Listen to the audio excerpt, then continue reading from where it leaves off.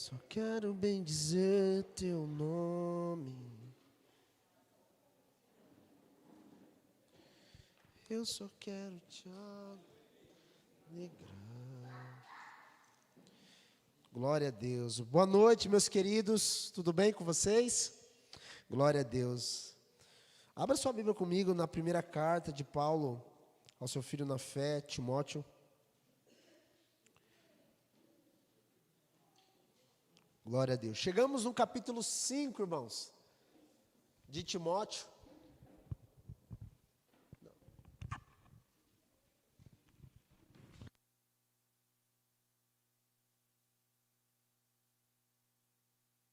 Isso.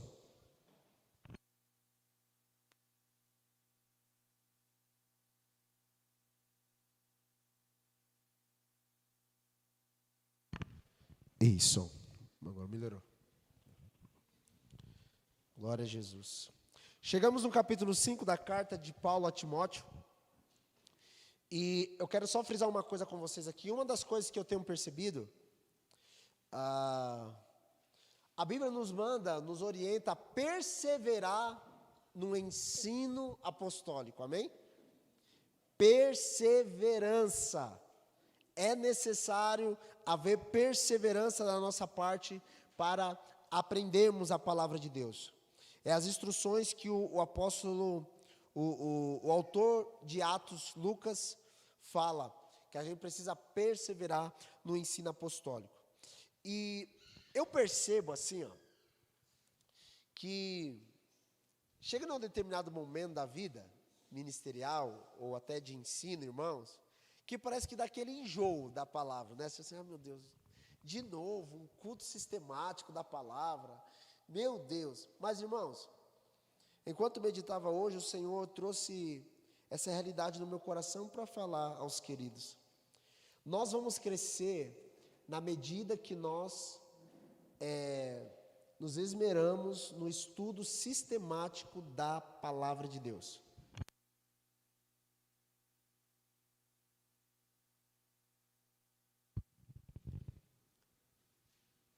Na medida que nós vamos estudando a palavra de Deus sistematicamente, nós vamos crescendo em Deus também sistematicamente.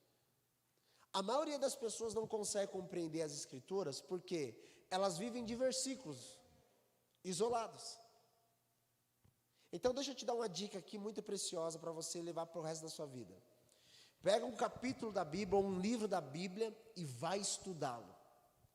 Quem é o autor, quando foi escrito, por que foi escrito, a quem foi escrito, quais eram as circunstâncias daquilo que foi escrito. Assim você vai crescer no conhecimento de Deus. Amém? E você será ministrado por essa realidade. Tanto de livros específicos, quanto também de personagens específicos ou passagens específicas. Não fique contente apenas com um versículo do seu devocional. Vai mais profundo. Amém, meus irmãos? Assim nós vamos crescer no conhecimento do nosso Deus. Hoje, nós vamos passar por capítulo 5 inteiro de Timóteo. E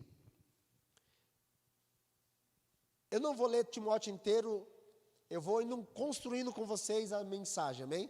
Nós vamos dividir Timóteo, o capítulo 5 de Timóteo, em 3 partes. Daria para dividir em mais, mas eu vou dividir hoje em 3 partes para a gente entender o que o apóstolo Paulo está escrevendo ao seu filho na fé, quais são as instruções que ele está dando a Timóteo. Essas 3 partes serão divididas em, primeiro, o trato com as pessoas, segundo, as viúvas e terceiro, os líderes, ou os presbíteros, os pastores. Nós vamos dividir o capítulo 5 nessas 3 facetas, como tratar bem, como tratar as pessoas, como nós devemos tratar as viúvas e como devemos tratar os ministros, os bispos, os presbíteros. Amém? São as dinâmicas que o apóstolo Paulo vai dar para seu filho na fé. Nós vamos começar no versículo 1 do capítulo 5, verso 1 e verso 2, está escrito assim, não repreendas asperamente os ancião, mas admoestai-o como pai, aos moços como irmãos, às mulheres idosas como mães, e as moças como irmãs em toda pureza. Amém? Paulo ele começa exortando ou trazendo instrução para Timóteo como deve ser o relacionamento dentro da igreja. Ele cria uma estrutura de relacionamento saudável para uma igreja. No versículo 1 ele começa assim, ó: não repreenda asperamente o ancião, mas admoestai-o como pai. Timóteo ele era um jovem, irmãos. E ele estava na liderança de uma grande igreja sendo um jovem. Quando você pensa em jovem, ele não tinha 17 anos. Ele era um homem jovem. Quando fala de ancião, são pessoas mais velhas, maduras, pessoas que têm já suas cãs, né, seus cabelos brancos.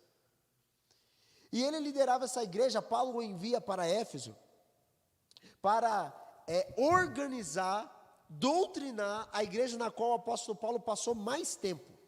E lá nessa igreja, quando nós vimos já no primeiro culto, que pessoas viriam de fora e outros se levantaria para distorcer aquilo que o apóstolo Paulo havia ensinado. Então, Paulo envia Timóteo para essa igreja para deliberar assuntos doutrinários sobre ela. Tem um ponto, cara, muito importante. Alguns estudiosos vão dizer que a igreja de Éfeso chegou a ter 70.000 pessoas. Era gigante essa igreja. Foi a igreja que o apóstolo Paulo mais passou tempo ensinando. Inclusive a Bíblia diz que ele ficava todos os dias, de manhã até à tarde, falando sobre o reino de Deus nessa igreja quando ele foi expulso. E ele vai então para a escola de Tirano e vai começar a ensinar lá. Irmãos, é incrível o modo como o apóstolo Paulo discorre sobre o reino de Deus na carta de Efésios. Alguns vão dizer que a carta de Efésios, inclusive, é a carta mais completa quando se trata do soberano propósito de Deus. Mais completa. Para nós termos ideia da carta de Efésios, essa é a carta na qual a igreja de Efésios ela está relacionada à igreja de Apocalipse. Lembra das 7 igrejas? Quantas cartas foram enviadas às 7 igrejas? Mas a de Efésios foi 2. Cada uma recebeu uma. Mas a de Éfeso foi 2. Uma do apóstolo Paulo e uma direto por Jesus, liberado a João. Ela é a única. Você não vê assim, ó, uma carta de Paulo à igreja de Tiatira. Não vê. Mas a de Éfeso, Paulo, ele dá ênfase a essa igreja. E o próprio Jesus também dá ênfase a essa igreja. Tamanha era a importância que essa igreja teve na sua relevância apostólica. Entender sobre o ministério, você precisa estudar Efésios. Você tem que olhar o olhar do apóstolo Paulo para a carta de Efésios. Cara, é incrível, irmãos. Então vai uma dica aí para você começar já estudar a Bíblia sistematicamente. Começa pela carta de Efésios, se você gostar de estudar sobre ministério e igreja. É incrível essa carta. Mas vamos lá. O apóstolo Paulo ele cria então uma estrutura de como tratar as pessoas na igreja. Timóteo ele era um jovem, e todo jovem, no começo do ministério, ele tem um gás diferente. Quando nós começamos a igreja aqui, eu lembro que o modo de pregar era um modo brabo. Até contei esses dias, eu lembro uma vez que eu preguei no culto de domingo na igreja. Após o culto, o Jonas ligou para mim, mandou uma mensagem, mandou uma foto, ele assistindo eu pregando, e falou, estava ouvindo você pregar. Eu falei, ai que bênção, glória a Deus. Ele falou, vai com calma, macho. Vocês pegaram aquela época, que era só grito, xingo em todo mundo. Tem essa... Paulo está corrigindo a forma de Timóteo tratar os irmãos mais velhos na igreja. Ele fala assim, para não repreender asperamente o ancião.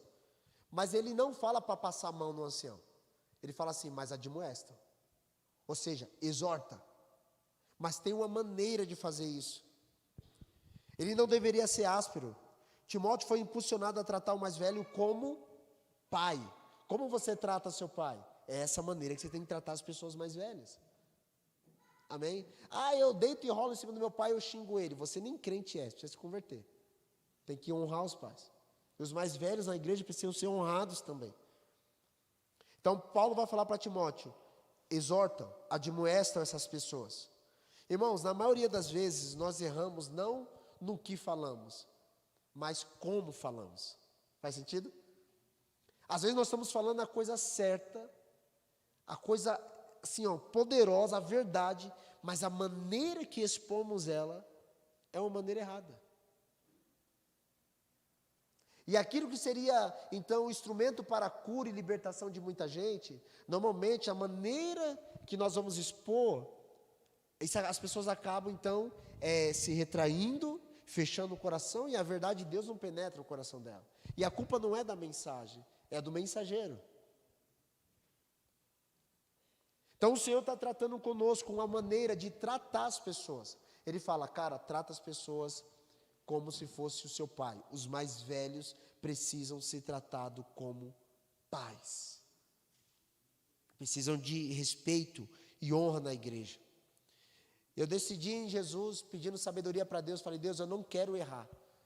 Eu quero tratar os mais velhos com dignidade, como eles devem ser tratados, mas também eu quero admoestá-lo, eu quero exortá-lo na medida que eles precisam. Por ser mais jovem, eu entendo, e esse foi o maior desafio do começo do meu ministério, que foi liderar pessoas mais velhas e me acuar, muitas vezes, por serem mais velhas. Eu passei por isso. Até que o Senhor nos ensinou, falou, não despreze aquilo que eu te dei. Fale a verdade para elas, só com todo o respeito. Amém? Você precisa tratar os mais velhos como o seu pai. Talvez você não tenha pai e não sabe nem tratar um ancião, mas é necessário você compreender isso. Tratar as pessoas mais velhas com todo respeito. Segundo, Paulo vai falar assim, ó, aos moços como irmãos. Diga, irmãos. Irmãos. O que é irmão? Pessoa do mesmo sangue, que vive junto e que briga. Timóteo está sendo incumbido para tratar os jovens, os moços, olhando para eles e falando assim, eles são os meus irmãos. Todos nós somos irmãos em Cristo. Aqui é o relacionamento saudável que a igreja precisa ter. Depois diz assim, ó, as mulheres idosas como mães. Diga, mães. Queridas irmãs, deixa eu falar uma coisa para vocês. É um privilégio ser uma mulher idosa na casa de Deus. De verdade. Eu quero ficar um velhinho, irmão, na casa do Senhor. É um privilégio ser uma mulher idosa na casa de Deus.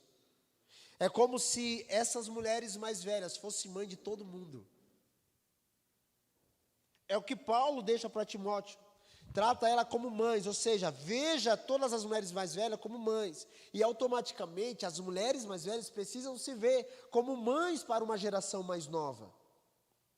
Vocês têm essa incumbência de ver um monte de jovens e falar assim, cara, é como um filho para mim. Eu fico, irmãos, vendo as mulheres mais velhas fugindo da velhice. Eu não quero ficar velha. Irmãos, é privilégio. Amém? É sério. Eu vejo esse argumento, as pessoas falam, meu Deus, pastor, eu não queria ficar velha. Irmão do céu, eu quero. Eu desejo, há muitos anos eu desejo isso. Não assim como Benjamin Button, né? Curioso caso de Benjamin Button. Não é isso. Ninguém entendeu nada, amém? Glória a Deus, vocês são crentes, vocês não assistem filme. Mas assim, eu desejo envelhecer na presença de Deus. E eu desejo ficar velhinho, esse é o meu maior sonho. É ficar bem velhinho, cabelo mais branco, agora já posso dizer que estou com cabelo branco, mas mais branco, com os netos, bisnetos, sentados na mesa, conversando sobre as coisas do Senhor. Esse é o meu maior sonho, irmãos. Não tenho maior sonho do que esse é o meu maior sonho nessa terra. Eu quero ficar velhinho servindo Jesus. E aí eu vejo as mulheres mais velhas fugindo desse chamado, desse propósito. Quantas mulheres, irmãos? As minhas queridas irmãs, não tiveram referência de mães? Quantos jovens na igreja, homens, não tiveram referência de mães? E vocês foram liberadas por Deus, sendo mulheres mais velhas em idade na igreja, para serem mães de referência, para uma geração que não tem. Não teve mãe como referência. Quantas mães abandonaram seus filhos? Esses dias, irmãos, eu conversando com um rapaz, ele falou assim que quando ele era jovem, ele era pequeno, 7, 8 anos, a mãe dele ia para as baladas, para as noites de Chapecó, doideira aí, para os interior, trancava ele dentro do carro, irmãos, enquanto ela estava no forró, lá numa rocha, a noite inteira.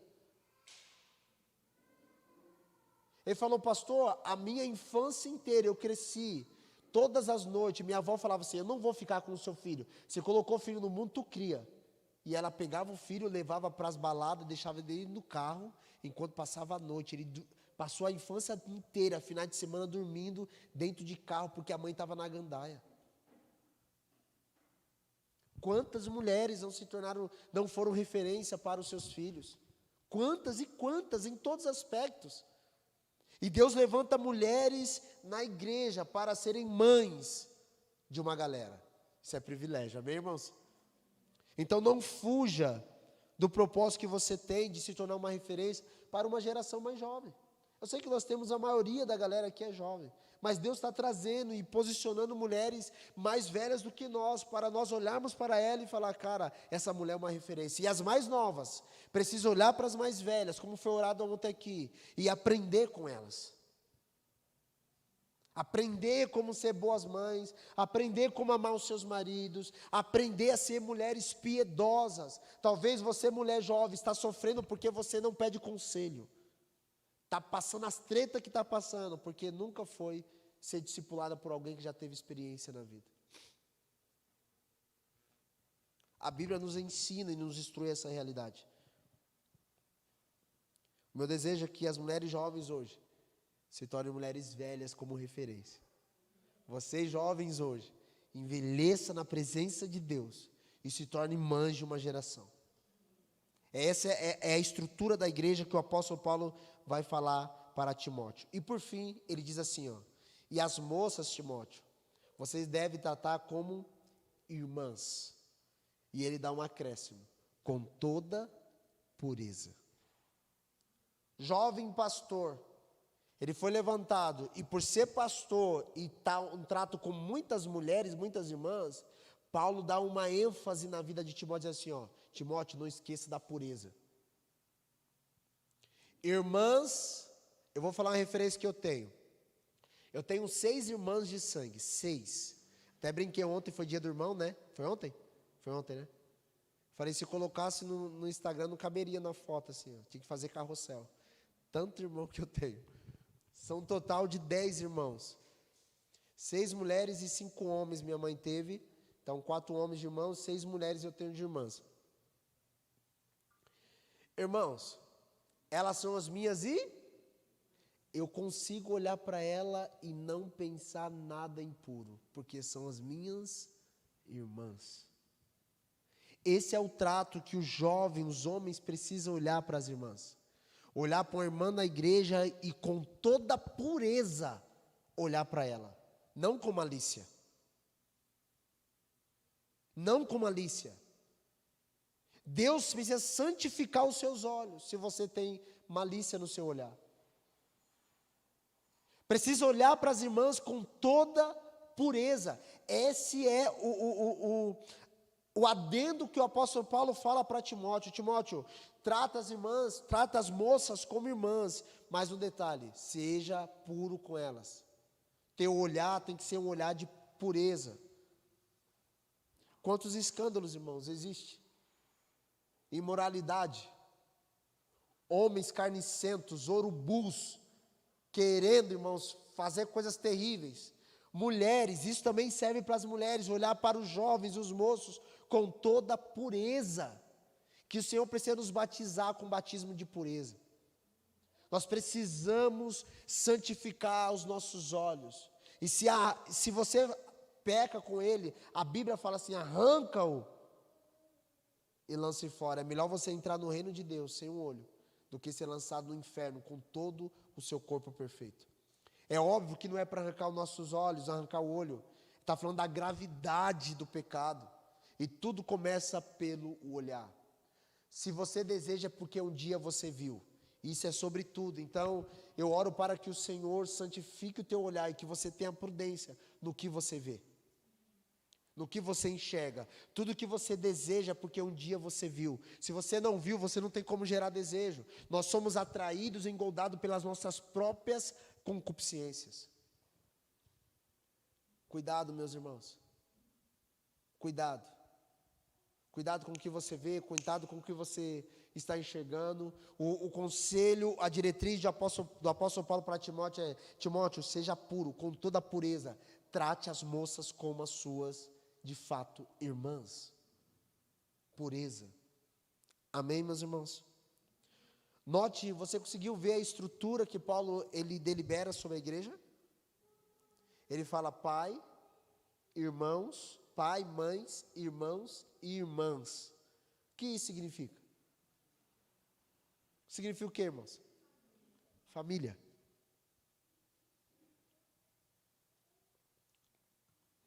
A igreja tem uma estrutura familiar. Essa é a estrutura da igreja. Calma aí, olha para mim. Não terceirize ou não transporte a sua família desqualificada, desordenada para a família da igreja. Porque às vezes a gente fala assim, a igreja é a família de Deus, a gente pensa na nossa família. A gente pensa nos nossos traumas, a gente pensa na nossa estrutura de família que foi corrompida por causa do pecado. Não, irmãos, a estrutura da família de Deus, ela é perfeita. Não é porque talvez seu pai rompeu com você, sua mãe não foi uma boa mãe, seus irmãos foram uma carniceira, enfim, toda a sua família foi desorganizada, que você precisa transpassar ou, na palavra, transparecer, me ajuda, Jesus, transportar essa realidade para a igreja. Não, a igreja de Deus, ela é real, santa, imaculada e verdadeira. Amém? Pastor, eu fui frustrado lá na minha família, lá no meu ser familiar, e quando eu leio que a igreja, a estrutura da igreja é uma família, isso já, você já pensa no seu pai, pensa na sua mãe, pensa nos seus irmãos, nos seus filhos. Oh, meu Deus do céu. Só que Paulo, ele está exortando a igreja, Timóteo, aliás, de como ele deve tratar a igreja, como ele deve se comportar na igreja. Irmãos, isso aqui fala de relacionamentos saudáveis. Sabe, eu percebo um movimento de Deus tratando o nosso coração de maneira geral, para a gente ter relacionamentos de aliança, relacionamento saudável. Relacionamento que vai perdurar para a eternidade, irmãos. Não é relacionamento por causa da circunstância e nem por causa de conveniência. Independente se está bom, eu tenho um pai e ele é meu pai para o resto da vida. Independente se está mal, eu tenho uma mãe e ela é minha mãe para o resto da vida. Independente se está mal ou bom, eu tenho uma irmã e ela é minha irmã para o resto da vida. Independente de circunstância. Sabe o que o Senhor aponta para nós, irmãos? Relacionamento saudável é criado no âmbito, no anseio da família. Quando você me vê, quando eu te vê como parte de uma estrutura familiar, na qual o Senhor, como pai desta casa, está construindo uma família para si, a gente tem relacionamentos que são duráveis. Duráveis. De fato, saudáveis em Deus. O Senhor está fazendo esse movimento, a essa percepção dos nossos relacionamentos estarem mais estreitados. Você consegue perceber isso esses dias? Parece que a gente está ficando mais juntos, mas a gente não junto de passar muito tempo junto, mas as conexões no espírito, pelo menos é o que eu tenho entendido, está mais perceptível. A nossa agenda está uma loucura, um monte de coisa, cuidando de gente, tem sido maravilhoso. Mas parece que no meu coração, para a igreja, eu estou tão perto de vocês. Esse é o sentimento que eu estou tendo. É um sentimento assim, cara, eu estou tão perto dos meus irmãos. Tão perto, tão perto.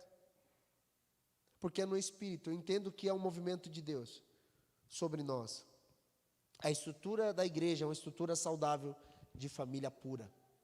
Amém, irmãos? Que nós possamos viver essa realidade. Agora, Nós vamos, a partir do versículo 3 em diante, nós vamos discorrer sobre as viúvas. Amém? Então, no versículo 1 e 2 é sobre relacionamentos. No versículo 3 em diante de Timóteo, capítulo 5, Paulo vai falar sobre as viúvas. E aqui eu começo a ministrar algo que talvez você nunca ouviu falar, o trato da igreja com as pessoas referente às suas necessidades. Primeira coisa, a igreja não é uma ONG. A igreja, ela não é uma organização filantrópica. A igreja, ela faz isso, mas ela é puro, que tem todo o controle e ele traz todas as coisas em ordem. Deus não é um Deus desorganizado. Certa vez eu ouvi falar assim, aonde tem desorganização, tem pecado e tem demônio. Porque Deus cria todas as coisas de maneira organizada, ao modo dele. Deus é um Deus extremamente organizado. E Deus vai usar o apóstolo Paulo para trazer organização sobre a igreja. No versículo 3 está escrito assim, ó: honra as viúvas que verdadeiramente são viúvas. Opa, calma aí. Existe viúva que não é verdadeiramente viúva? Não é sobre o aspecto de perder o marido, porque quem é a viúva? Viúva é a mulher que perdeu o seu marido, ou seja, esse perder não é que o marido foi embora com outra, é que morreu. Amém? Perdi meu marido, pastor. Ah, meu viúva. Não, o marido foi embora. Pegou a novinha e foi embora. Não, isso não é viúva. Viúva é a mulher que o seu marido morreu. Paulo vai falar assim, honra as viúvas que verdadeiramente são viúvas. 4. Mas se alguma viúva tiver filhos ou netos, aprendam primeiro a exercer piedade para com a sua própria família e recompensar seus pais, porque isso é bom e agradável diante de Deus. Olha para mim, por favor. Irmãos, no começo da igreja, muitas pessoas se aproximavam da igreja e se aproveitavam da generosidade dos irmãos. Paulo está organizando isso. Essas pessoas eram colocadas na lista de assistência, mas elas não precisavam de assistência. Conhece gente assim? Que diz que precisa e não precisa? Já acontece isso desde o primeiro século. Isso não é novo. O homem é homem desde o homem. Amém? Ele é assim, ó, ele é caído, cara. Depois que ele caiu, já era. Muitas mulheres se aproximavam da igreja, porque a igreja se movia de maneira generosa. Ela falava assim, eu perdi meu marido, eu vou lá na igreja, porque lá na igreja eles vão me sustentar. E a igreja por muito tempo fez isso. Então Paulo vai organizar como a igreja deve se portar na assistência para as viúvas. Ele diz que as viúvas precisam ser honradas. Somente as que verdadeiramente são viúvas. Se a viúva, e aqui entra uma lista, tivesse filhos, netos, esses filhos e netos precisavam então sustentar essa mulher que perdeu o marido. Isso não pode ser designado à igreja. Isso precisava ficar no anseio, na responsabilidade da própria família. Amém? É inadmissível um homem, uma mãe, ser sustentado por uma organização onde os filhos não fazem nada pelos seus pais. Irmãos, inadmissível. É falta de honra isso.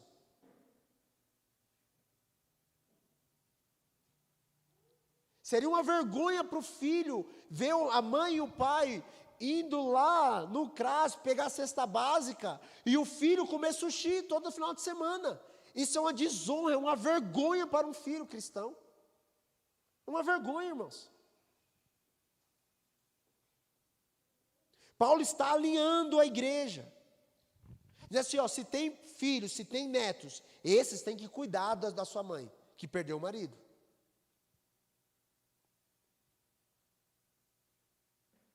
A Bíblia diz que o cuidado com os pais, olha que lindo o versículo 4 no final.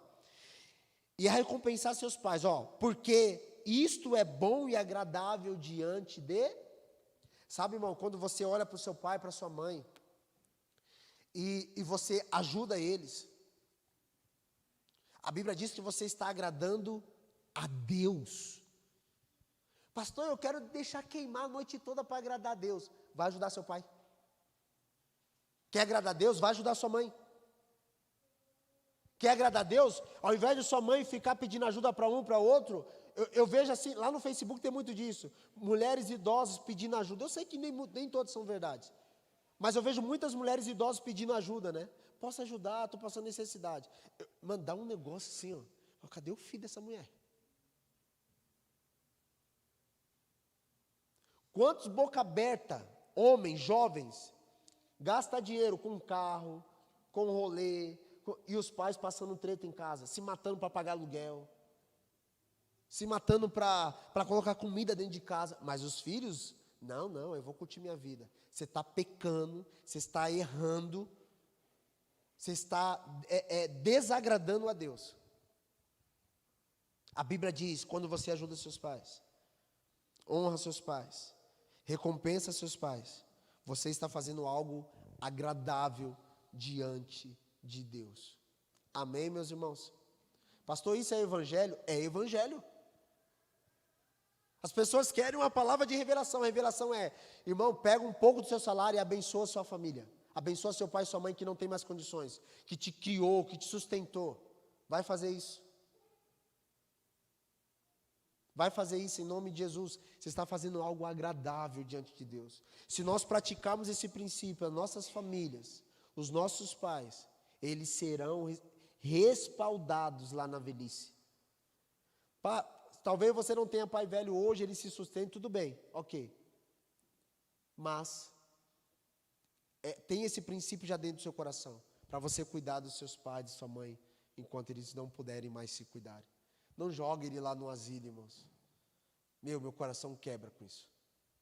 Não joga seu papai e sua mamãe no asilo lá, pelo amor de Deus. Não faça isso. A não ser que tenha um problema de demência, alguma coisa que precisa ser cuidado por um especialista. Mas se não tem, cuida dele. Cuida dela. Em nome de Jesus. Em nome de Jesus. A Bíblia diz assim, irmãos. Ora, versículo 5. O que é verdadeiramente viúva e desamparada, espera em Deus. As viúvas, esperem em Deus. E diz mais, ora. E persevere dia e noite, com rogos ou súplicas e orações. Sabe o que as viúvas precisam fazer? Orar. Essa é a maneira que o apóstolo Paulo define. Não é para sair como doido aí. Vai orar, guria. Aqui não tem viúva, né? Mas estou ensinando a Bíblia. Você vai aprender. Olha mais. 6.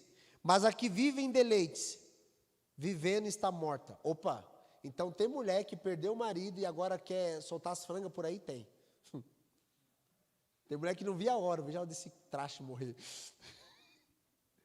E elas querem bater asa. E elas vivem de maneira dissoluta, de maneira impiedosa. E a Bíblia diz que elas estão mortas por causa disso. É morte espiritual, irmãos. Morte espiritualmente. Manda, pois, essas coisas para que elas sejam irrepreensíveis. Viúvas irrepreensíveis. Vamos lá. Qual o tipo de viúva que a igreja deve ter o compromisso de sustentar? Vou passar as características para vocês, para a gente não ficar tanto tempo aqui. Qual o tipo de gente que a igreja deve sustentar por resto da vida? Se, por exemplo, a Andressa, eu morro, certo? A Andressa fica viúva. Vamos colocar a Andressa, que é uma jovem aqui, num parâmetro bíblico, para a igreja sustentar por resto da vida. Beleza? Vamos? Vamos lá. Primeiro, que ela realmente deve ser viúva. Então, primeiro ponto. Segundo, ela não pode ter filhos e netos para cuidar dela. Se ela tiver, os filhos são responsáveis por cuidar dela. Terceiro, ela deve ter bom testemunho e ser uma mulher piedosa. A gente pega a passagem de Tiago, dizendo assim que a verdadeira religião é cuidar da viúva, do órfão e do necessitado? Sim ou não? Essa é a verdadeira religião. Nas suas necessidades. E a gente fala assim, pode ser qualquer viúva. Paulo está organizando que tipo de viúva a igreja tem o dever, não é pedido. Ela tem um dever de cuidar. Essa mulher precisa ter tido bom testemunho. Uma mulher piedosa. Paulo vai falar sobre isso. Ela tem que ter mais de 60 anos. Então, André está desqualificado.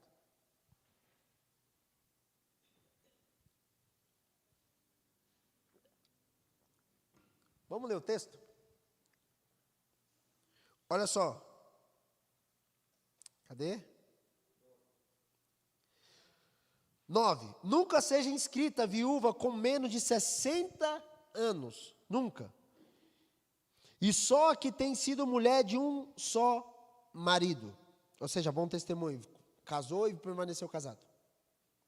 Tendo bom testemunho de boas obras aos testemunhos. Se criou seus filhos, se exercitou hospitalidade, se lavou os pés dos santos, se socorreu os aflitos, se praticou toda boa obra. Essas são as características. Não deve ter menos de 60 anos. Deve ser mulher de um marido só. Ter boas obras, filhos criados, hospitaleira, ajudou os santos, socorreu os aflitos. Ela precisa ter boas obras. Esse tipo de gente, esse tipo de viúva, deve ser sustentado pela igreja. Por isso, irmãs queridas, permaneçam sendo esse tipo de gente a vida inteira, para quando chegar lá na velhice, sim, se acontecer qualquer coisa, e pode acontecer mesmo, você ser respaldada para entrar no sustento integral da sua vida, e a igreja fará isso por você. Pastor, existe uma mulher viúva que está passando necessidade, tem que deixar ela sem nada? Não, temos que ajudar. Não é abandonar a necessidade das pessoas, precisamos ajudar. Amém? Ele está falando aqui de uma assistência contínua, onde a igreja é responsável por aquela mulher. E não dá para abandonar as pessoas. Qual é a viúva que não pode ser colocada? Tem algumas características. Por exemplo, viúvas novas, porque elas serão tentadas e vão querer casar novamente. E o problema aqui não é casar novamente, porque depois que o homem morre, a mulher está liberada para casar novamente. Eu falei para a Andressa que eu não vou casar, porque eu vou viver mais. Brincadeira.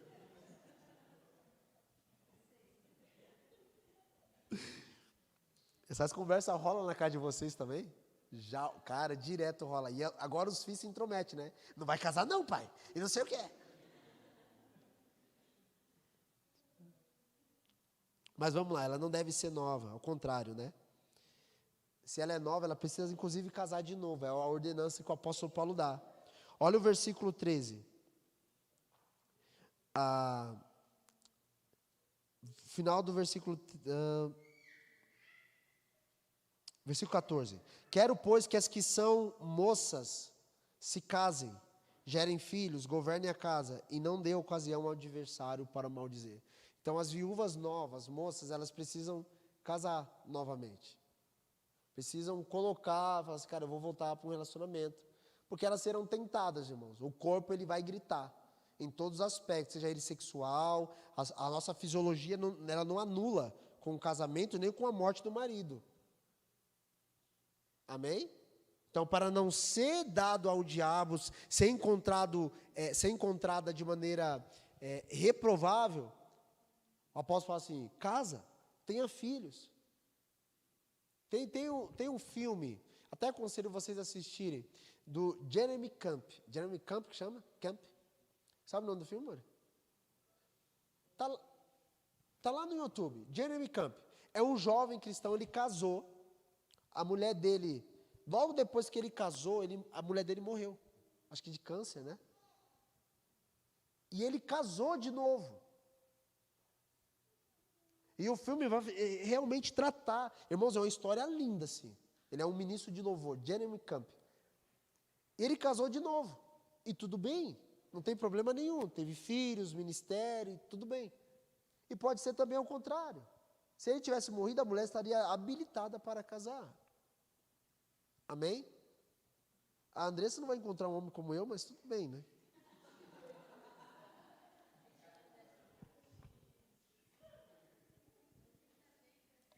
Pode ser mais bonito, mas com as qualidades que eu tenho. Não, misericórdia. Misericórdia, brincadeira, brincadeira, brincadeira, brincadeira.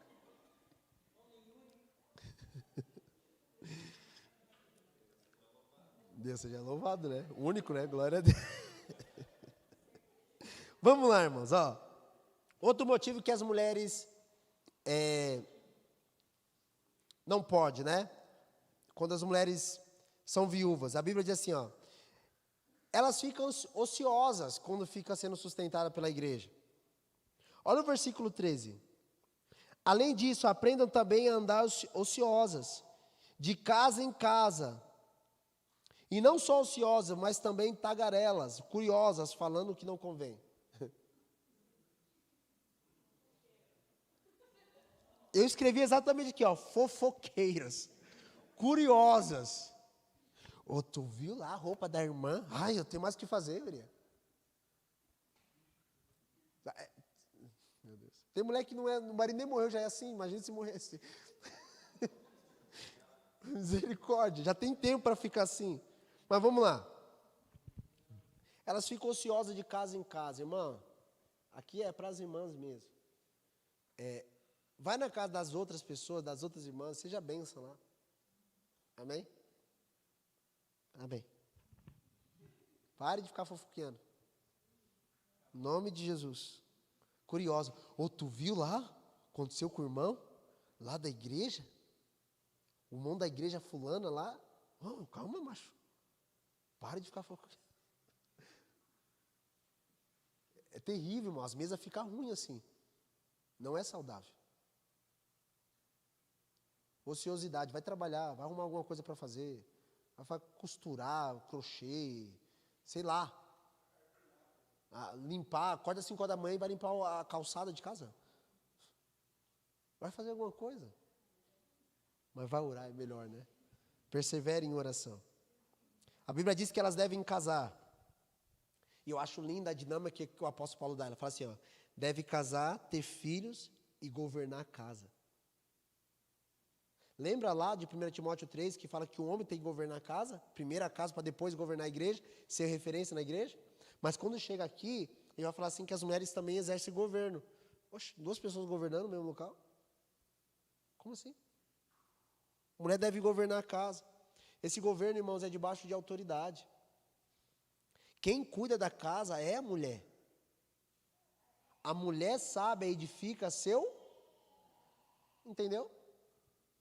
Eu descobri uma coisa, minha vida não é doutrina, mas eu quero te ensinar uma coisa para os homens. Tem coisa, irmão, que você tem que abrir mão lá da sua casa. Sério, por exemplo, eu abri mão da decoração da minha casa. Eu ficava palpitando em tudo, às vezes o velho homem vem, né? Mas essa parte do lar com ela, eu entendi há pouco tempo, irmãos, isso. Mas era a briga, que eu queria algo assim, ela queria algo assim. Ela falou, Mori, isso eu que entendo, Mori. Ela falou, mas eu entendo também, eu vi na revista. Eu vi lá, eu achei legal, lá no negócio de casa do Instagram que eu sigo, né? Podia fazer assim. Não, Mori, aqui em casa sou eu. Irmãos, isso era difícil para mim. Hoje é com ela, tipo assim, se vire.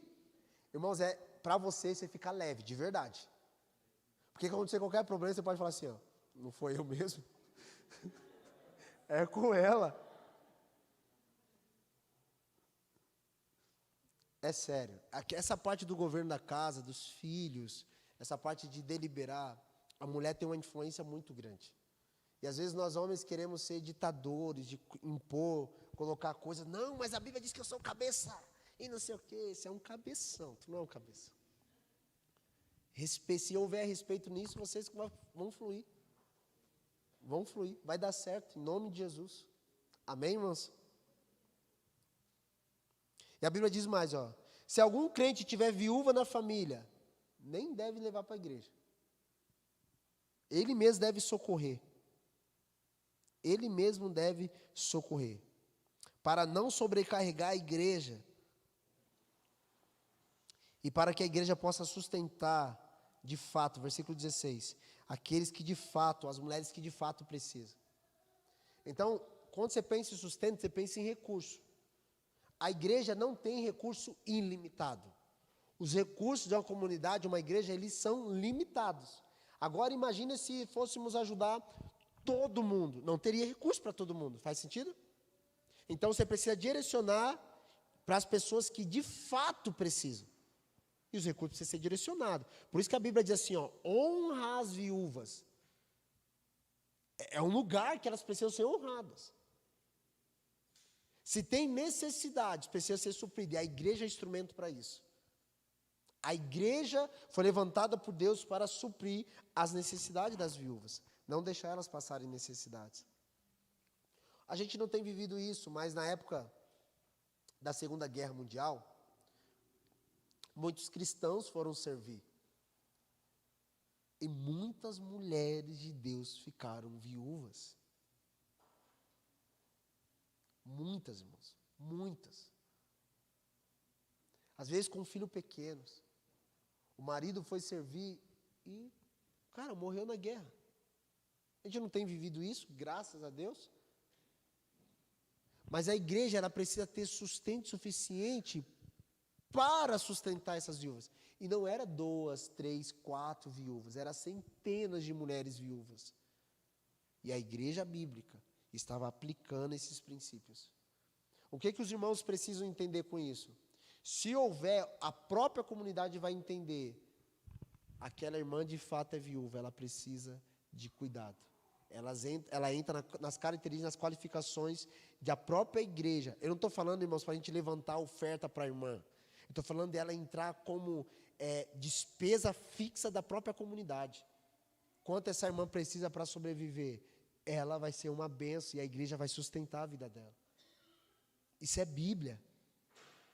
Eu sei que a gente não constrói, não falamos sobre isso, mas muitas igrejas, cara, ricas, na própria cidade, e com as mulheres viúvas dentro da sua própria igreja, e eles não voltam a olhar para elas. Eles estão pecando, estão errando. Não estão praticando o princípio na qual Deus deixou estabelecido. O fato é que se essa realidade for fixada no nosso coração, se Jesus não voltar, nós vamos ficar viúvos, irmãos. As mulheres, as pessoas vão morrer. E é normal isso. Amém? É normal, faz parte da vida. Não deveria, mas agora faz. Mas graças a Deus temos a ressurreição dos mortos. Amém? A esperança da ressurreição dos mortos. Mas em vida precisa haver esse cuidado da própria comunidade. São instruções a você que foi levantado ao ministério, que um dia vai cuidar de uma igreja. Não abra mão desses princípios. Se estiver lá numa igreja, servindo, liderando uma igreja, porque eu sei que muitas pessoas serão um dia enviado para algum lugar para implantar a igreja. Cara, não abra mão desses princípios. Leia isso e fala, cara, eu preciso, se houver pessoas dessas características, nós como comunidade local precisamos ajudá-la. Amém, irmãos? E a terceira faceta, nessa terceira parte, primeiro foi o trato com as pessoas, segundo a viúva, como tratamos as viúvas, e a terceira é os presbíteros, os pastores, os líderes. Versículo 16. Até o versículo 16, Paulo foca na ajuda coerente das viúvas. Quando chega no versículo 17, Paulo instrui Timóteo como os líderes devem viver.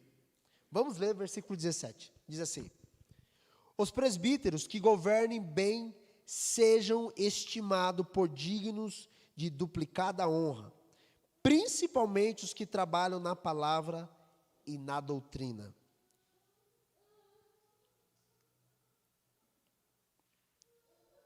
Existe um princípio bíblico que hoje muitos não conseguem aplicar. Primeiro, a Bíblia nos garante, nos afirma que aqueles que trabalham no ministério da palavra, eles são dignos de duplo honorários, ou dupla honra. Isso é inquestionável. Se para a viúva, está dizendo que a gente deve honrar as viúvas, para aqueles que estão ministrando a palavra, que trabalham com isso, eles precisam ser também honrados. Amém, irmãos? Mas existe uma frase antes aqui. Eu quero frisar ela. Diz assim, ó. Os presbíteros que governam, diga, bem. Então não é para qualquer um. Tem um princípio aqui. Não é só governar, tem que governar bem. Amém? O que seria o governar bem? Seria o esmero que esse homem tem na obra de Deus. A sua dedicação, a sua vida, a sua supervisão. Seria o seu trabalho como governância de maneira adequada. A palavra fala que eles são dignos de honra redobrada. Coloca na NVI, por favor, versículo 17 na NVI.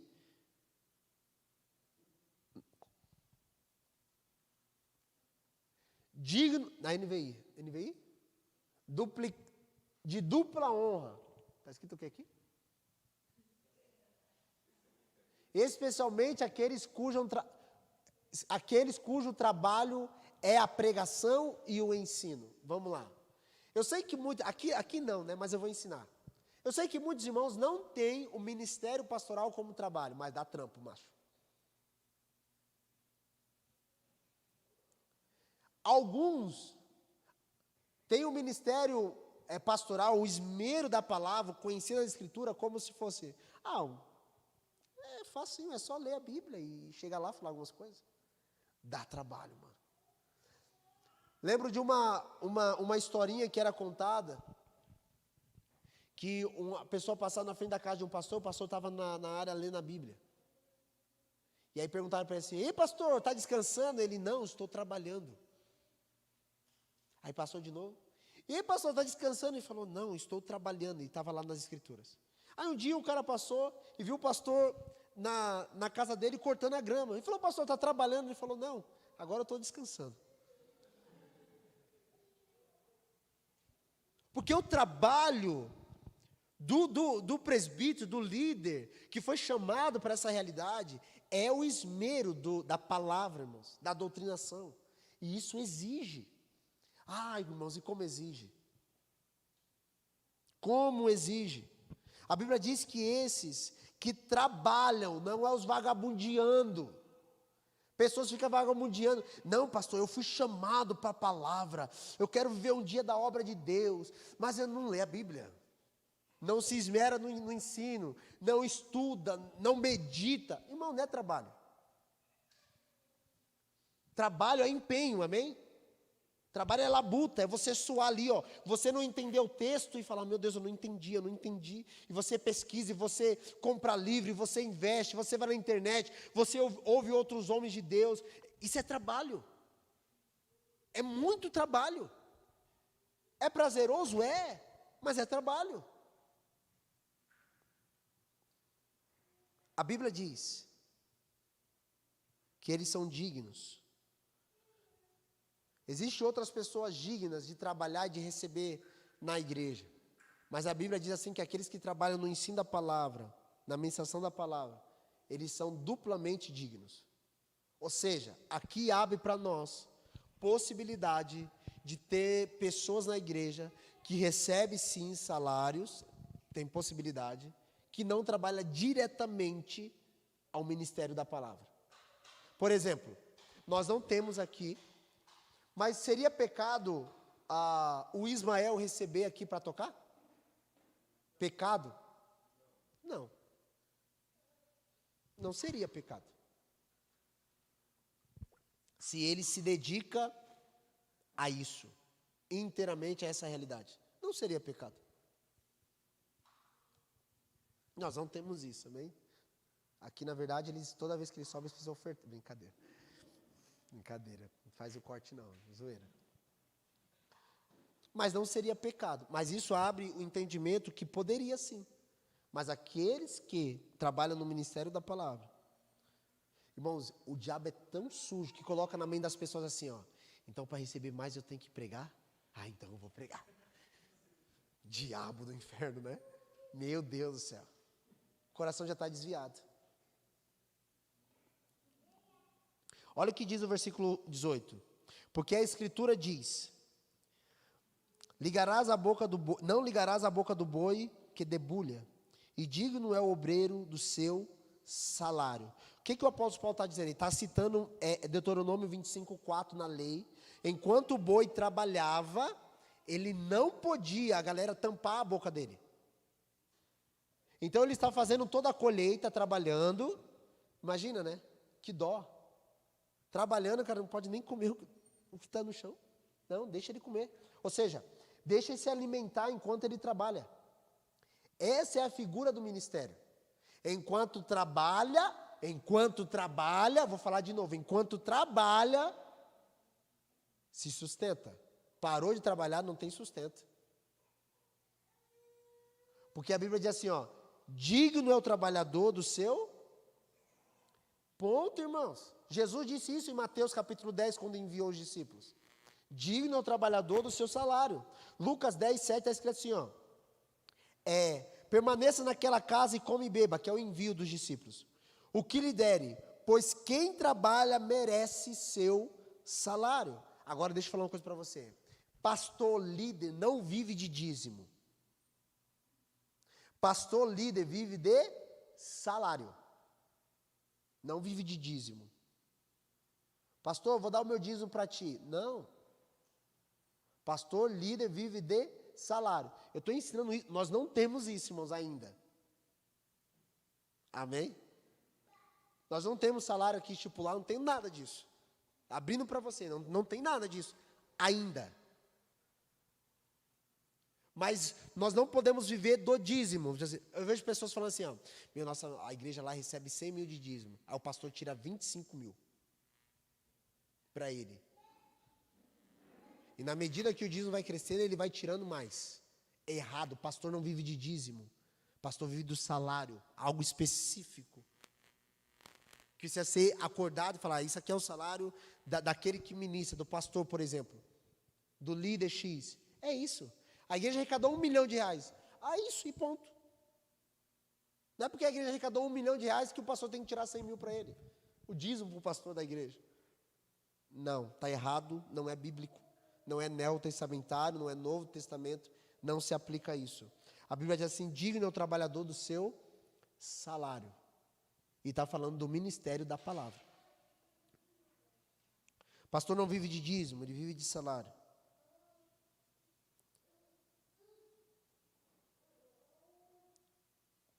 Existem pessoas que não fazem nada e querem receber salário na igreja.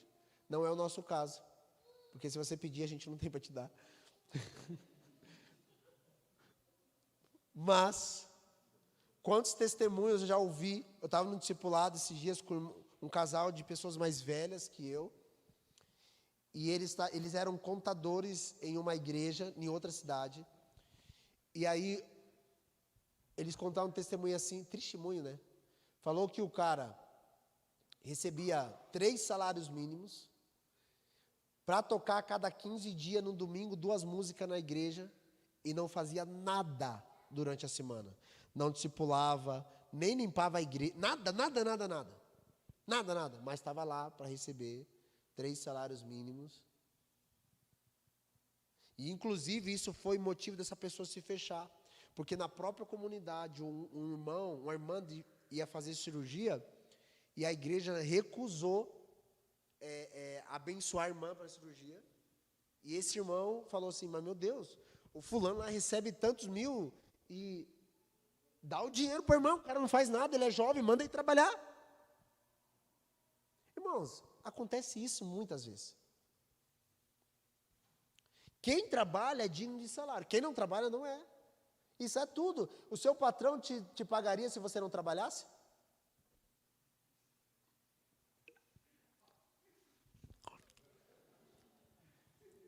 Te pagaria? Por que Deus tem que te pagar também se você não trabalha? Manja? Se você não trabalha, não tem por que ter salário. Isso é para tudo. Irmão, isso resolve tudo na vida.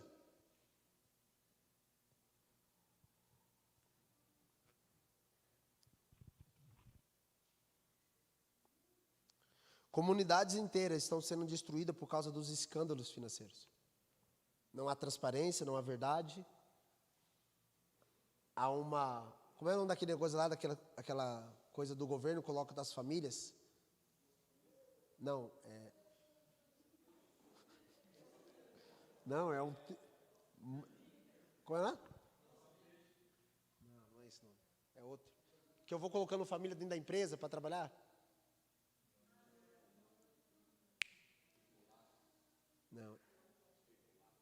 Não, é outra coisa. Mesmo, vai lembrando aí. Pesquisa aí que for rápido. Nepotismo. Nepotismo. Sabe o que é nepotismo, né?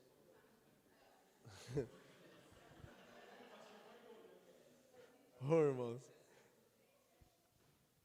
Nepotismo é quando assim, ó. Eu vou trazendo pessoas da minha família para um ministério, eles nem são habilitados. É melhor falar assim, vamos pegar aqui o exemplo pastoral.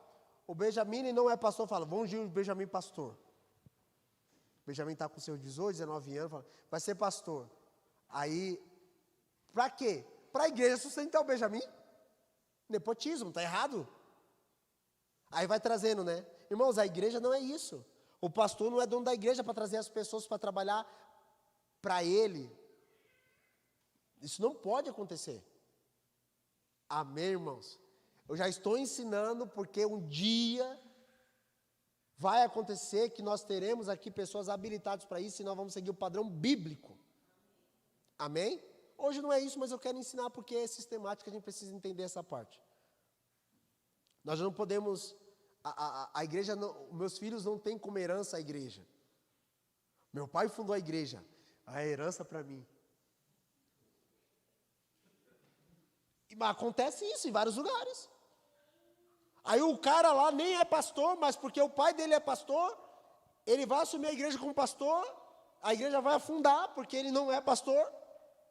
Não, mas porque você tem que ser, porque você é filho de pastor. Não, irmãos, filho de pastor não é pastorzinho, não. Amém? Eu acho lindo isso na história de Moisés. Moisés está liderando o povo. O seu filho Gerson, mais velho, não assume a liderança depois que Moisés parte, é Josué. Porque a liderança você não passa para o seu filho, porque ele é seu filho. Você passa para um discípulo que Deus levantou. E se for seu filho, glória a Deus. Mas se não for, glória a Deus, vai passar para outro. Amém, meus irmãos? É o que a Bíblia nos ordena.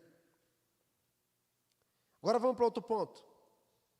Versículo 19. Não aceite acusação contra o presbítero, senão com 2 ou 3 testemunhas. Não aceite a acusação de um líder sem que haja 2 ou 3 testemunhas. Hoje já tem um monte, a internet está aí testemunhando um monte de coisa, né? Mas isso é uma dinâmica da lei. Às vezes a gente cria preconceitos, né? Ou seja, o conceito pré-definido de uma pessoa por causa que a outra disse, não é assim? Ah, eu falei que o Jeff, ele é brabo. E aí você fala, vixe, eu vou conversar com o Jeff. Aí tu vai conversar com o Jeff e fala, não, o Jeff é mó gagalhão, fica toda hora dando risada, fazendo piada sem graça. Só eu, né, Jeff? Aí quem conhece o Jeff vai falar assim, cara, ele não é brabo. Mas por causa talvez de um preconceito de alguém que falou, você aceitou o testemunho dele. E a Bíblia diz que não é para aceitar testemunho contra um líder. Só que tem um porém ao mesmo tempo. A Bíblia diz, aos que pecarem, versículo 20, repreendam na presença de todos, para que também os outros tenham temor, irmãos do céu. Liderança. Quando um homem, uma mulher, exerce liderança e está influenciando pessoas, o pecado, se cometerem, não pode ser encoberto. Precisa trazer luz. Isso não é para dar medo em nós, é para gerar temor. Se estamos exercendo liderança, pequei, aí eu vou lá, confesso o meu pecado. Amém, continua lá. Não, A Bíblia diz assim, isso é bíblico, olha o que diz. Aos que pecarem, repreenda na presença de todos, para que os outros também tenham temor. Por que repreender na presença de todos? Falar, esse irmão aqui pecou. Para que os outros entendam que não é brincadeira e possam temer a Deus. Esse repreender, dependendo do pecado, tem que ser desqualificado. Tem que ser exposto e falado, você está fora daquilo pelo qual Deus chamou você, porque você foi desqualificado da função. Agora, por exemplo, aqui, graças a Deus não, o Cris é tesoureiro da igreja, o Cris vai lá e rouba a igreja.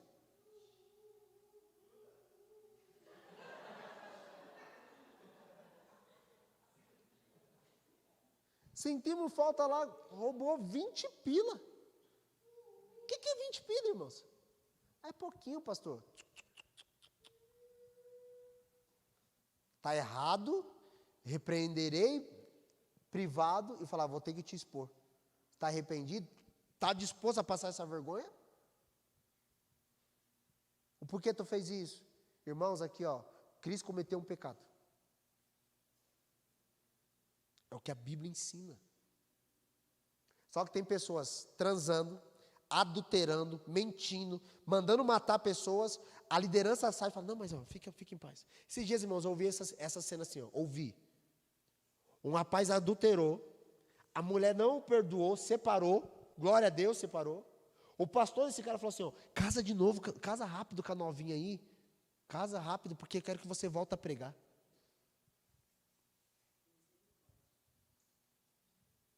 Aí casou.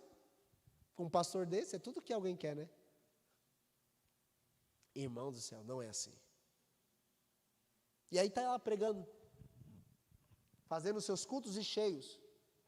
E agora, a mulher que foi ferida, nem está lá na verdade mais,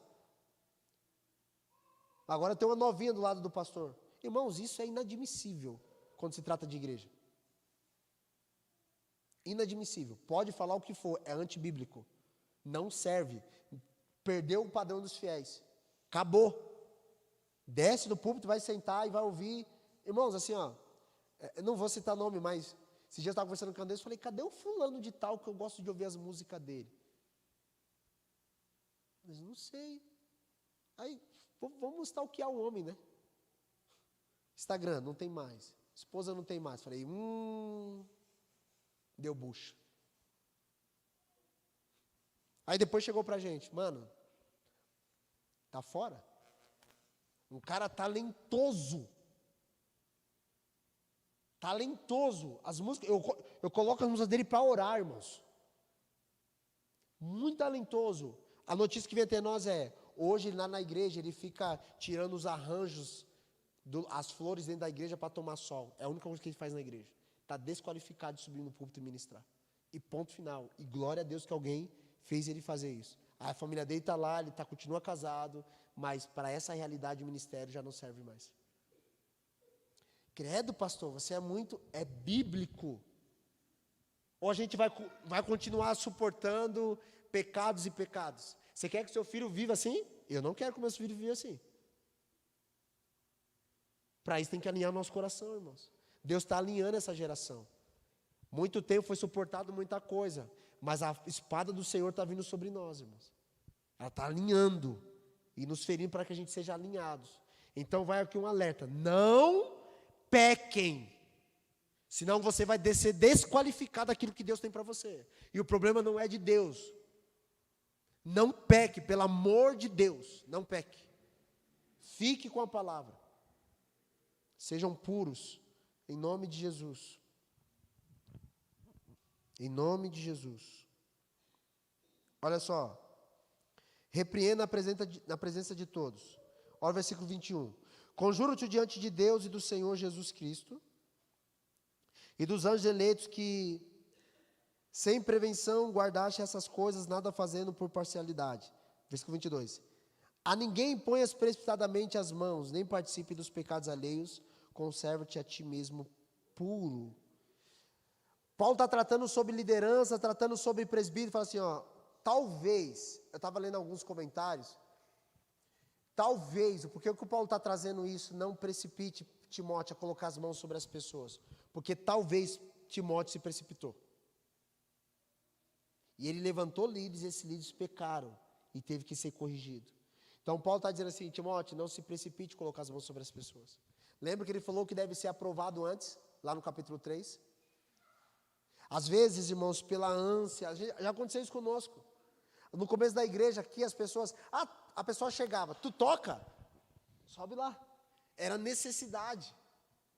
Aí passava 1, 2 cultos, a pessoa já não vinha mais, pecado, aí fala, opa, não. Aí um dia a espada do Senhor vem e alinhou, pode parar.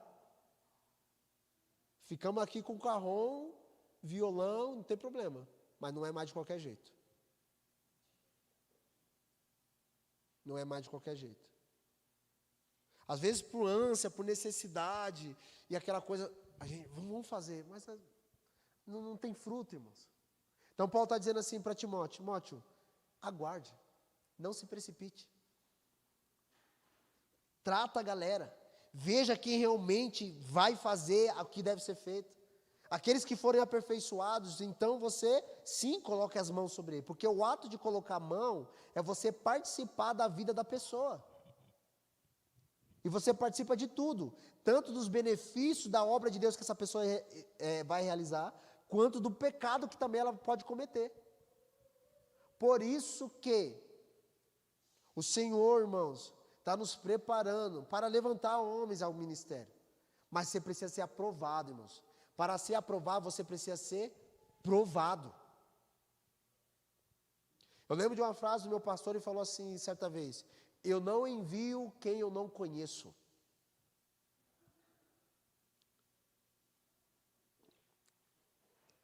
Sabe o que é mais massa na vida pastoral, no discipulado?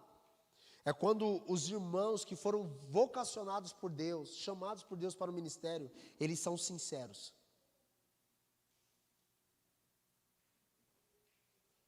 Quando eles falam assim, ó, pastor, não precisa saber, pastor, dos meus pecados passados. Não é questão de pecados passados, irmãos. É questão de caráter, questão de a gente entender quem a pessoa é. Porque a Bíblia diz assim, logo no versículo que está acabando aqui, vai falar assim, que nada ficou oculto. Tantas coisas do passado, algumas coisas vão ser reveladas aqui, outras coisas vão ser reveladas na eternidade. Mas tudo vai ser revelado. Se tem uma coisa que eu tenho certeza, é que todas as coisas um dia serão reveladas, ou aqui, ou na diante de Jesus, mas serão. Então a melhor coisa, e aqui serve para todos nós, é nós sermos sinceros. Todos que serão levantados ao ministério, por favor, estou suplicando, não seja uma pessoa que passa 3 anos para depois você confessar uma fraqueza que você está há 10 anos com ela. Pastor, eu tenho um problema há 10 anos. Mas depois de 3 anos você vem falar. Agora, se tornou um escândalo para a igreja de Deus envergonhar Jesus. Não dá para levantar quem a gente não conhece. Eu entendo, irmãos, aqui ó, eu não sou Paulo, eu sou Timóteo. Eu nem quero ser apóstolo. Eu sou um jovem recebendo requisitos do apóstolo Paulo para deliberar sobre a igreja. Sabe o que o Senhor está apontando? Deus vai levantar líderes nos nossos meios. Porém, esses têm que ser aprovados. Homens e mulheres aprovados por Deus. Qualificados segundo as medidas que o Senhor estabeleceu. Abre logo, macho. Se você é esse homem, se você é essa mulher, cara, fala, cara, eu sou isso aqui, ó. Eu errei já, não erro mais. Sou uma benção nisso, isso aqui eu tenho minha dificuldade ainda. E às vezes não é nem pecado, irmão, são fraquezas, é 2 coisas diferentes. Fraqueza é uma coisa, pecado é outra. Às vezes nós somos fracos em algumas coisas. Não somos pulso firmes. E tudo bem, o Senhor vai alinhando a nossa vida. Mas a gente oculta isso. Porque a gente quer bancar o super-herói. E não é isso que o Senhor tem para nós. Não é o que o Senhor tem para nós. Ele diz assim, conserve-te a ti mesmo, Timóteo. Conserve-te a ti mesmo puro. Seja puro. Irmãos, não é só levantar pessoas ao ministério, é você continuar de pé no ministério. A vergonha de todas... Olha o meu maior medo no ministério. Eu falei meu maior sonho, né? Meu maior medo. Meu maior medo.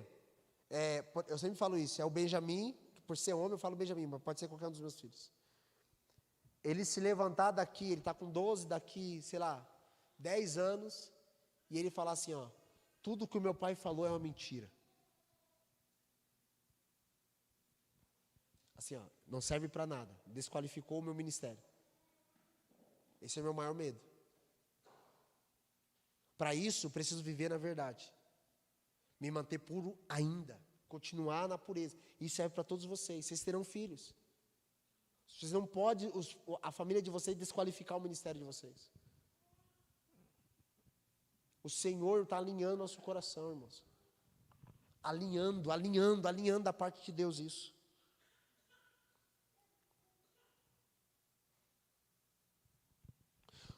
Todas as pessoas candidatas ao ministério precisam se submeter a isso. Talvez Paulo está corrigindo Timóteo porque ele se precipitou em ungir outras pessoas, levantar outras pessoas ao ministério fora do tempo. Então é melhor que o tempo passe e pessoas sejam qualificadas do que por necessidade levantar pessoas que serão reprovadas. No versículo 23... Paulo fala para Timóteo beber um pouco de vinho para uso medicinal. Alguns estudiosos apontam que a úlcera que Timóteo foi desenvolvida, foi por causa do estresse que ele sofreu na igreja. Imagina, um jovem passando por tantos problemas por causa do estresse que ele desenvolveu na igreja. Ao ponto que ele tinha adotado uma vida de abstinência total. O apóstolo Paulo fala para ele assim, ó, Timóteo, você deve beber um pouco de vinho. O uso do álcool para medicina. Por quê? Porque ele havia se abstido de tudo. Ele falou, não, usa para isso. Sabe o que eu percebo aqui, irmãos? Eu nem vou entrar na parte do bebê, porque eu já ensinei sobre isso aqui. Mas eu quero trazer outro ponto. Paulo aponta o seguinte, tem curas que Deus vai estabelecer por meio de remédios. Como assim, pastor? Não vai vir sobrenaturalmente. Aqui o apóstolo Paulo, ele ressuscitava a pessoa, curava a pessoa, estava fazendo para o discípulo dele, falando assim, ó, toma um pouco de vinho para você ficar melhor, saudável. Por que ele não orou? Porque tem coisas que Deus não vai fazer na oração. Nós somos contra, assim, em vários aspectos, contra a dependência de remédio. Eu sou contra, irmãos, a dependência. Mas se necessário, cada vez está com dor de cabeça, está 3 dias morrendo de dor de cabeça. Não, eu tenho fé. Toma um remédio, irmão. Você não é menos espiritual por causa disso, não. Amém? Amém, irmãos? Tem pessoas passando por problemas que vai consultar e precisa tomar um remédio. Se foi diagnosticado para você tomar, toma. Paulo fala para Timóteo, por causa do uso na medicinal, por causa das suas úlceras, das suas dores constantes no estômago, tome um vinhozinho aí. Não inventa úlcera para você ficar tomando cachaça, amém, irmãos? Fica inventando aí vai ficar doente mesmo. Se eu for no médico, o médico falar assim, ó, para te curar você vai ter que tomar uma taça de vinho todo dia. Eu vou tomar. Credo, pastor, verdade.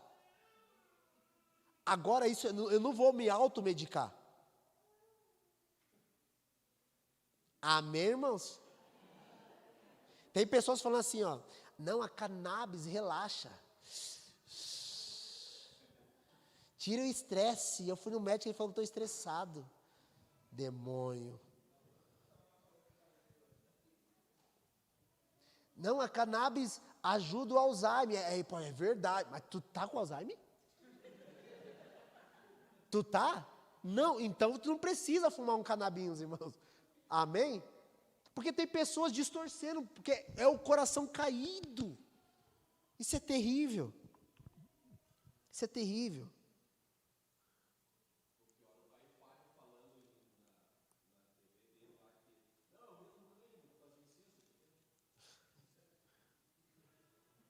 Misericórdia. Irmãos, vamos lá. Versículo 24. Os pecados de alguns homens são manifestos, precedendo o juízo, e alguns manifestam-se depois. Ou seja, antes do juízo, alguns pecados serão manifestos. Aqui, outros só lá. Mas vai ser.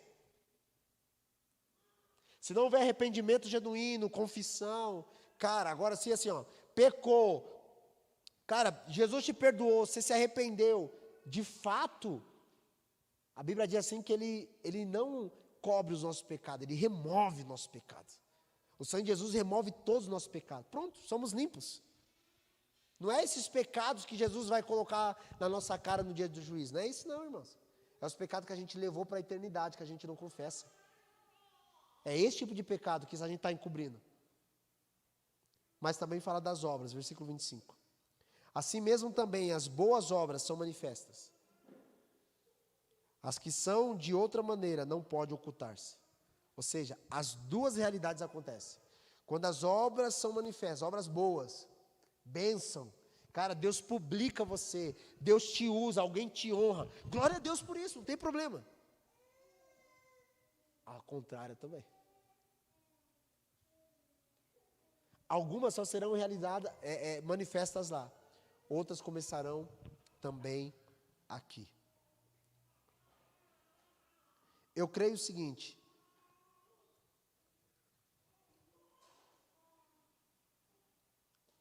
Esse teor de mensagem que o apóstolo Paulo está exortando Timóteo a ele aplicar isso na igreja de Éfeso.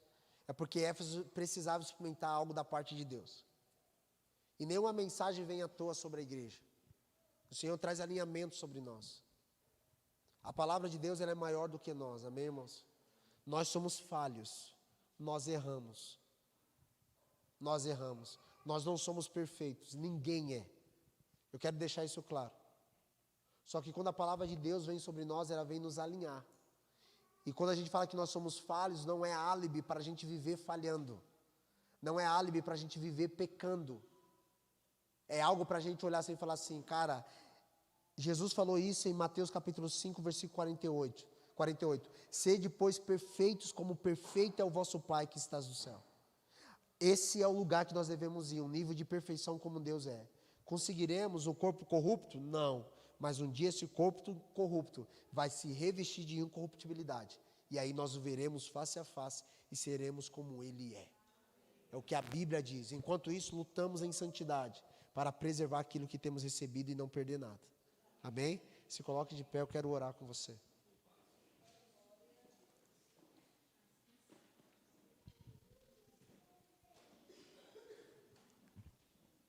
Aprenderam alguma coisa hoje, irmãos?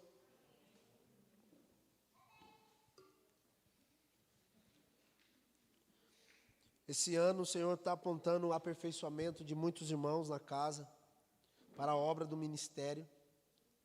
Essas pessoas, se Deus assim permitir, não é certeza de nada.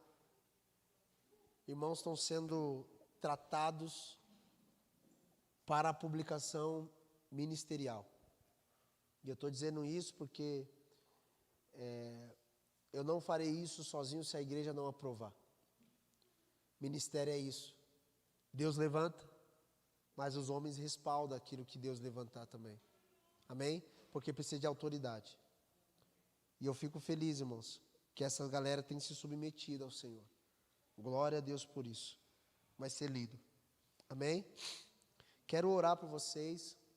Quero orar também pelos dízimos, pelas ofertas. Acho que eu não preciso convencer você que dia 10 está chegando. Mas faça com amor aquilo que o Espírito Santo já liberou sobre nós. Seja fiel ao Senhor nos dízimos e nas ofertas. Em nome de Jesus. Pai, eu quero te agradecer por esta noite. Obrigado pela tua palavra. Ela não volta vazia, ela cumpre o propósito pelo qual ela foi designada. Quero te agradecer pela tua igreja reunida nesse lugar, pelos irmãos que estão em casa assistindo, que por motivos reais não puderem estar aqui.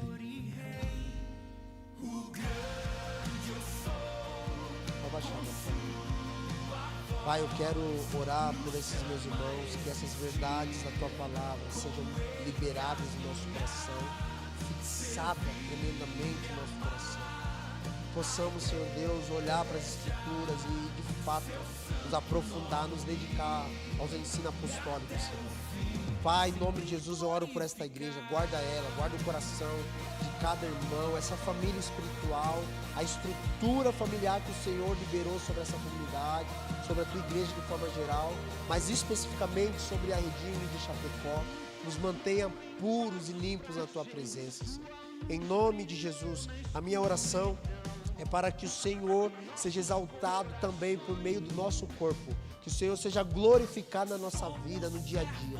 Em nome de Jesus, eu oro, Pai, que o Senhor capacite esses meus irmãos, essas minhas irmãs, que haja em nós um testemunho não somente interior, mas exterior também, Pai, para a glória do Teu nome, Pai, que a Tua igreja seja viva, Senhor Deus, seja, meu Pai, vivificado no Espírito, Deus. Em nome de Jesus, a minha oração é para que a realidade apostólica que o Senhor liberou sobre Timóteo, por intermédio da vida do apóstolo Paulo, caia sobre nós, Senhor, em nome de Jesus. Nós não queremos errar, nós queremos avançar, nós queremos, Senhor Deus, concluir aquilo que o Senhor tem liberado sobre nós, Pai. Para a glória do Teu nome, Jesus. Eu te agradeço por esta noite, pela leitura, pela explicação e a explanação da Tua palavra. Eu quero te agradecer pela vida desses meus irmãos dedicados, Senhor, a receber os ensinamentos do Senhor. Obrigado, Espírito Santo. Obrigado, Pai, pela vida de cada família aqui, de cada irmão, que possamos crescer no conhecimento de quem Tu és, para a glória do nome santo de Jesus. Pai, eu também quero orar pelos dizimistas, pelos ofertantes, homens e mulheres generosos que estão dispostos, Senhor, a contribuir com o coração quebrantado e contrito, generoso diante de Ti, Pai. Abençoa esta família, abençoa esta casa, abençoa esse trabalho, esse negócio, dê sabedoria, dê entendimento, abre, Senhor, a mente e o coração para compreender as demandas desse dia, em nome de Jesus. Muito obrigado, Senhor, por esta noite. Abençoe a vida de cada um, nos leve em paz, em segurança, debaixo da Tua potente mão, para a glória do Teu nome, em nome de Jesus. Amém, amém e amém. Amém, meus irmãos. Sábado, 7 horas, discipulado com as mulheres aqui na igreja. Domingo nós temos celebração para a glória de Deus e discipulado espalhado aí pela cidade.